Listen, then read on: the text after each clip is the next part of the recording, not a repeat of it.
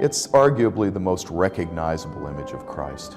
And that's not just in America, that's worldwide. If there's a portrait of Jesus to be found, it's likely to be the Sallman head of Christ. When asked, what does Jesus look like? Most people form a similar vision in their minds. A gentle man with long hair, a beard, olive skin, and a soft glowing spirit. That's the Jesus most see.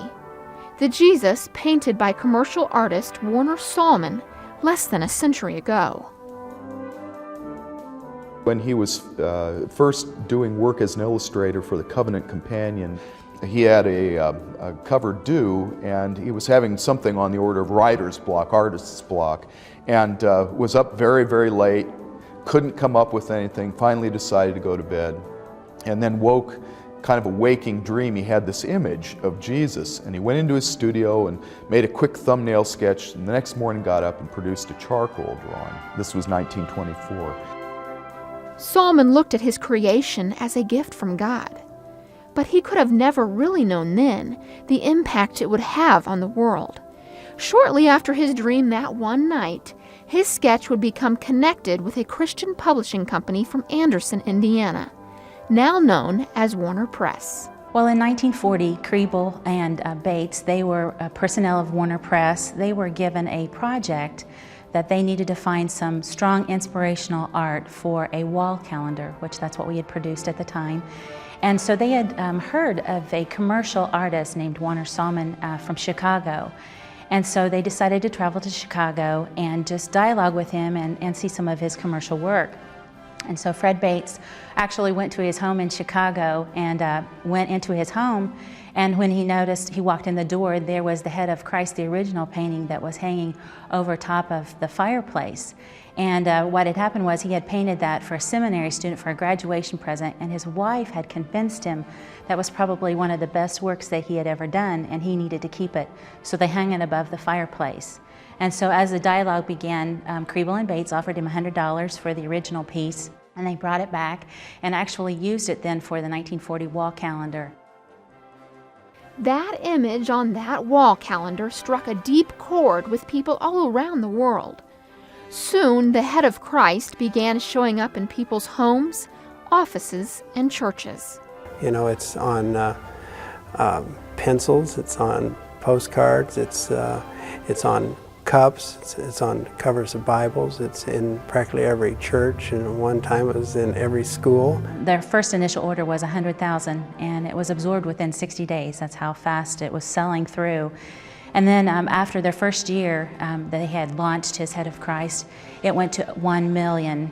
And then as we have progressed with sales over the year, it has actually come to over 1 billion products that we have produced with the specific images of Christ.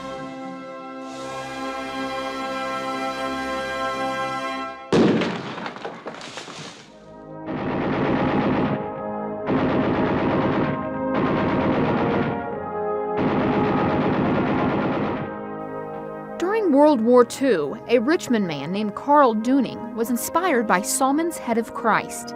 He started a ministry called Christ in Every Purse. That ministry first began as a way to inspire the men from his church fighting overseas in the war. Eventually, the effort was supported by the Salvation Army. He wrote them letters, and inside each letter he enclosed this Head of Christ card. And he had a script on that.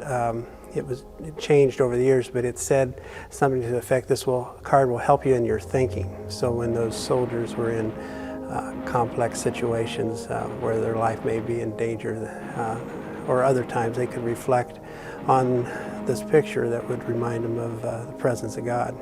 I've heard many stories from the servicemen where they kept it in their pocket with them beside their family's picture. And we've heard stories where it's actually saved their life because they had that piece of art to relate to. And I think during World War II, when the servicemen had received the pocket cards, that really built the momentum because of the piece itself. People could relate to it. And then before you know it, people really could get inspired and felt comfort by the work that he had done. In the 20 years Dooning lived after World War II, he stayed committed to his mission. It's believed he sent out hundreds of thousands of Warner Sallman's pocket cards in his lifetime. Dooning's lasting memoirs include personal letters from people all over the world who say their lives were touched by Sallman's artwork and Dooning's passion. Well, I believe he did it because he had a heart of Christ, that he wanted to evangelize and have more people know about Christ.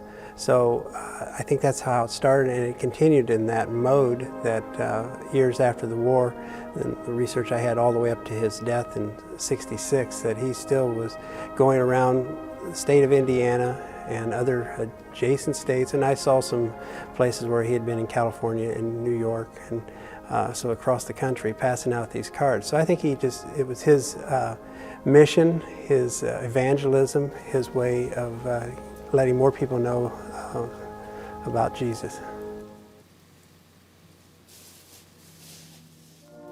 After creating The Head of Christ, Sallman continued his relationship with Warner Press.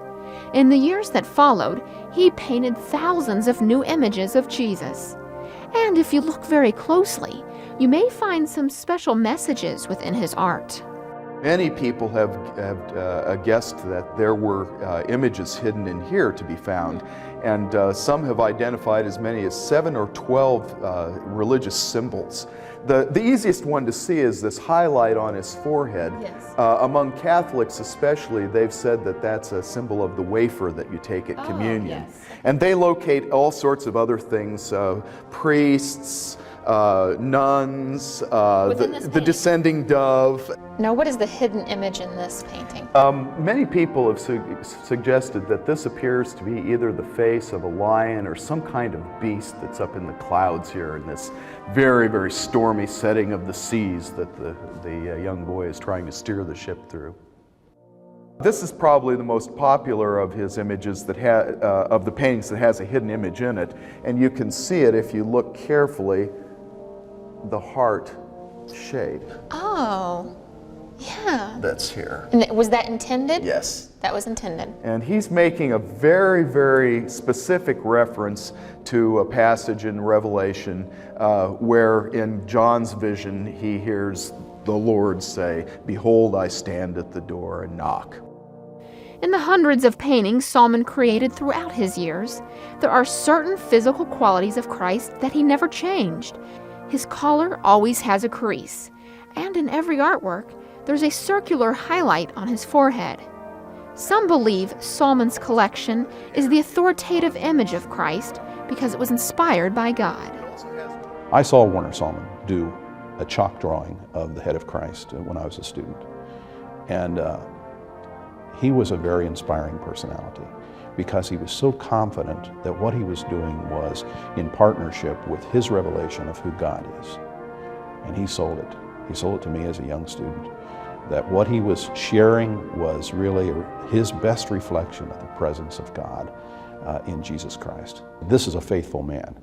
This is the best he can do, and it has made a difference for thousands of people. That's pretty good. And just as faithful are those like Carl Dooning, who are responsible for making this image the most reproduced artwork in the history of the world.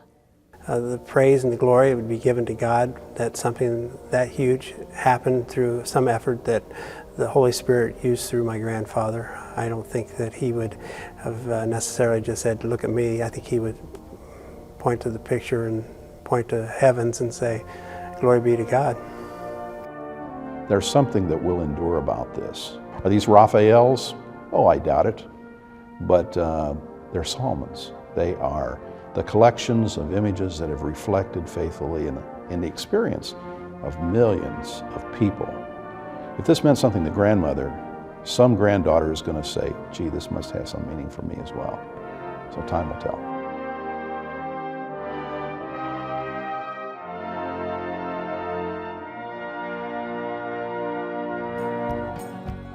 For more Across Indiana stories, go to WFYI.org/acrossindiana.